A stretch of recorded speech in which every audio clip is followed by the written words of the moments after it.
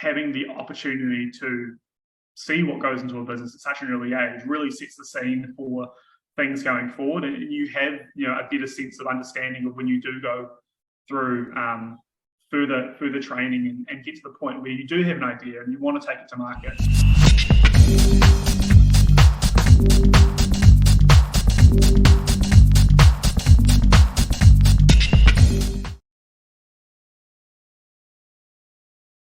Kia ora team, Richard Liew here, editor at nzentrepreneur.co.nz, and today I'm delighted to be talking to Sean Feast.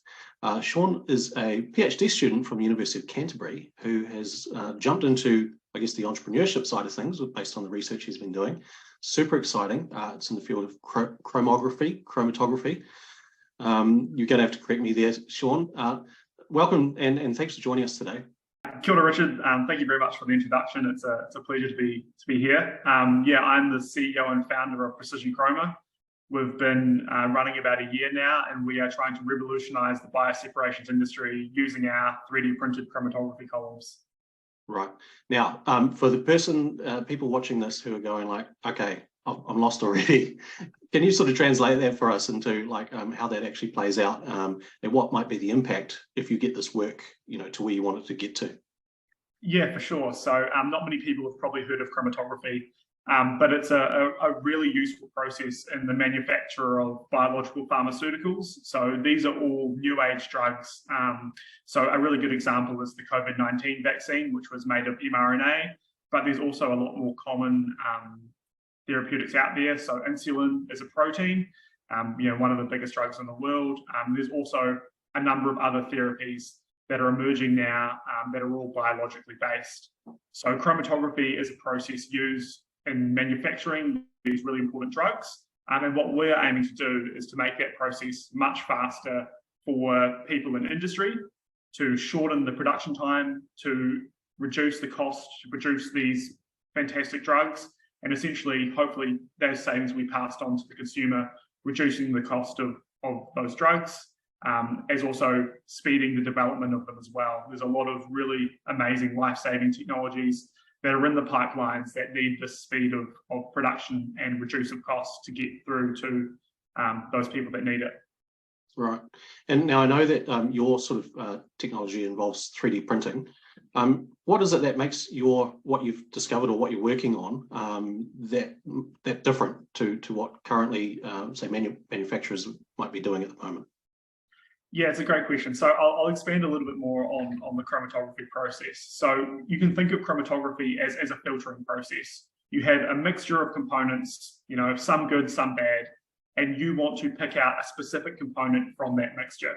So you take that mixture and put it over the chromatography column, and that essentially filters out the good from the bad. It will allow all the stuff you don't want, all the contaminants, to pass through it while maintaining and holding on to those good things you do want. And then in a separate step, you can release them from the filter, essentially separating them out into the good stuff and the bad stuff. So typically in industry, they will use a chromatography column made of lots of little beads. So if you imagine sand on the beach, you have nice sand and you pour water over it, and the water just flows through all the gaps between those particles of sand.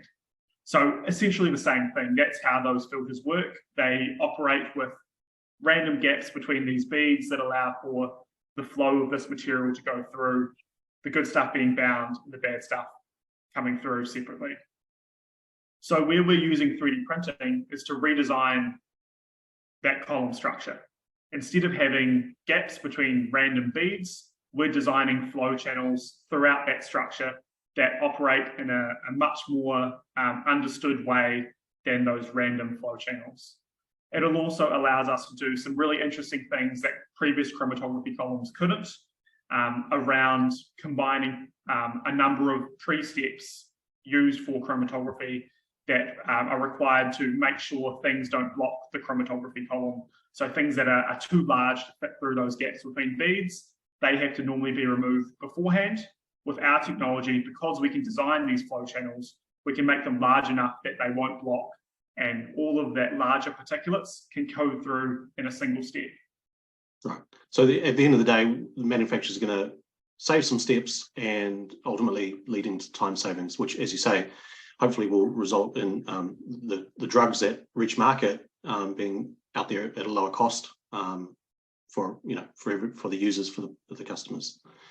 Yeah, that's exactly right. So we're looking to combine about 3 steps into one. So eliminating the cost for the equipment required for those steps, for the labour required for those steps, and all the time associated with those steps as well. So trying to shorten that process to make it a much more quicker turnaround for manufacturers. Since COVID, probably the most significant event to sort of put a mild label on it in terms of its effect and impact and awareness, I guess, on the wider consciousness around health and well-being, pandemics. It's really given us all a good shake-up. Would it be fair to say that the biotech industry as a whole, I mean, it seems to me that there's something going on. There's a bit more of a bubble. There's like a greater awareness and more urgency, if you like. We've got some awesome biotechs here in New Zealand doing awesome work. What are your thoughts on sort of how, has that had a flow-on effect for you?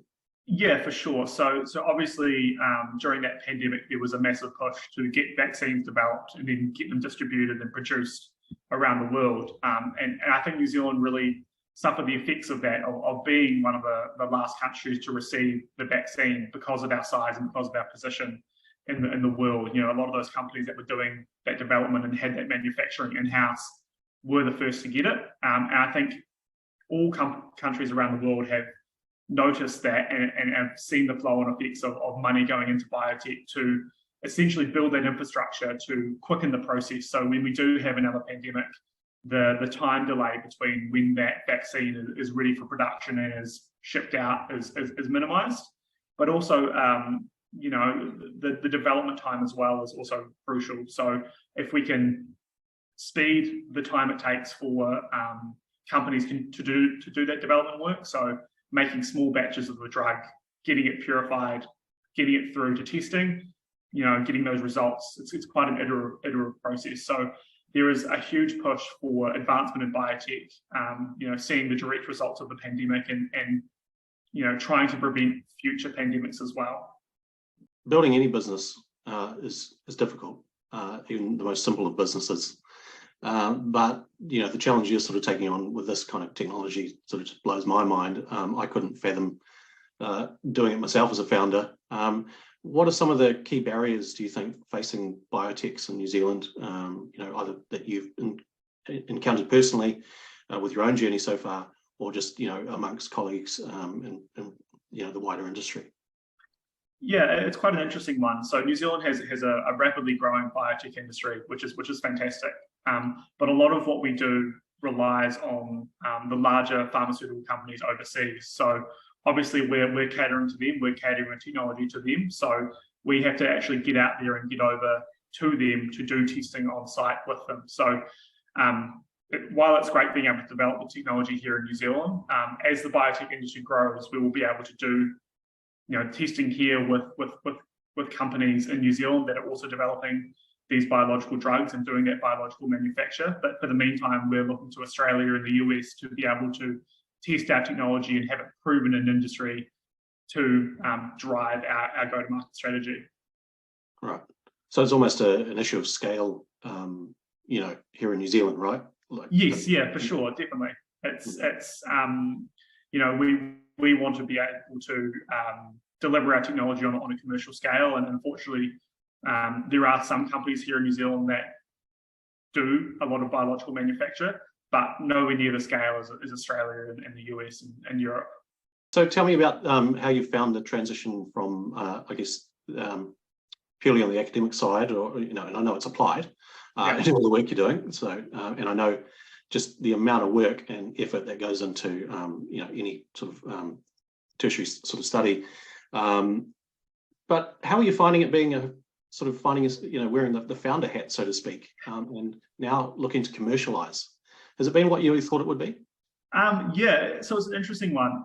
So I was very lucky enough to go through the Young Enterprise Scheme in high school. And so the Young Enterprise Scheme essentially allows you to build a business from scratch, design a product, try to take that product to market and go through essentially what it is like to be a founder and set up a company. So I had that experience at high school, and then coming through the university, we were exposed for a number of different teachings, and we had financial training through my undergraduate degree. And then in my postgraduate, I was lucky enough to be a KiwiNet Emerging Innovator Award winner. So again, that set the foundation to build some of the skills that I'm using day to day at the moment. But it's quite a change going from academia to industry. There are a lot of things that can't be taught until you're in the role and you're in the day to day. The busyness of having a small team that's trying to do everything. We're continually having meetings about where the gaps in our skills lie and how do we fill them and who do we know, and doing as much as we can with such a small team. So it's been quite a journey and quite a learning experience. Every day has been different. Some days will be flat out in meetings, other days will be full on in the lab. We'll have days where we sit down and strategize and brainstorm about what the approach is going forward and understanding the learnings from the previous week. So it's been a great journey so far. I've loved every moment of it. It's not saying there hasn't been bad times and good times. It's quite the roller coaster, but on the whole, if there's more good days than bad, you're doing well. So it's been great. Fantastic, cool. And I'd like to acknowledge that nod to Young Enterprise Scheme. It's just fantastic to hear and understand how these touch points along your journey, over years. You mentioned KiwiNet as well. The work you guys are doing out there, if you're watching, it matters. It helps.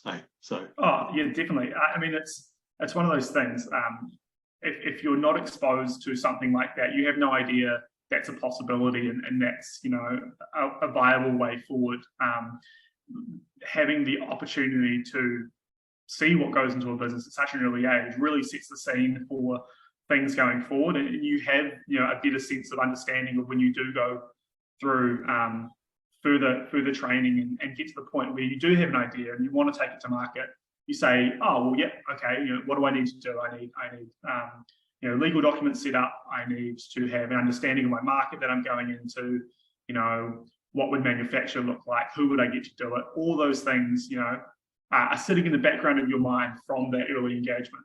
Well, look, it's been a pleasure talking to you, Sean, and all the best. We'll be watching this continuing developments at Precision Chroma. Thank you very much, Richard. I appreciate you taking the time.